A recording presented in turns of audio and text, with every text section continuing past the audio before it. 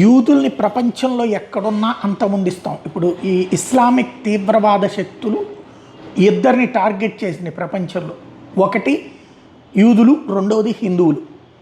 హిందువులకి సంబంధించిన దానికంటే ముందు యూదు జాతి అంతం కోరుకుంటున్నారు. ఒకప్పుడు ఏదైతే బాబిలోనియా సంస్కృతి, మెసపటోమియా సంస్కృతి లాంటి వినాశనం చేసి ఓవరాల్గా ప్రపంచంలో ఈ రెండు మతాలే క్రైస్తవ ముస్లిం అన్నటువంటి స్టేజ్కి వచ్చాక ఇద్దరి మధ్యన ఒకళ్ళకొకళ్ళు తగవబట్టం ప్రారంభించారు. ఈ మధ్యలో మళ్ళీ వాళ్ళకి ప్రాబ్లం కనిపించింది యూదులు, హిందువులు. ఈ ఇద్దరిని అంతం చేయాలన్నటువంటి కసి పెరిగిపోయింది. అందులో భాగంగా ఓ పక్కన తీవ్రవాద సంస్థలకి నిధులు ఇస్తున్నారు.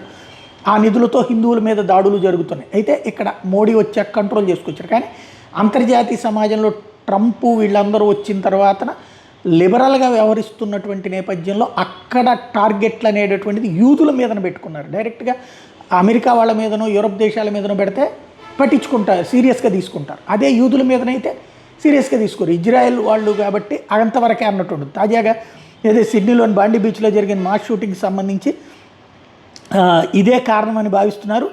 ఈవిల్ యాంటీసెమిటిజం అంటూ దీన్ని ప్రధాని ఆల్బనీస్ ఖండించారు. ఎన్ఎస్డబ్ల్యూ, పోలీసులు, ఏఎస్ఐఓ దర్యాప్తు చేస్తున్నారు.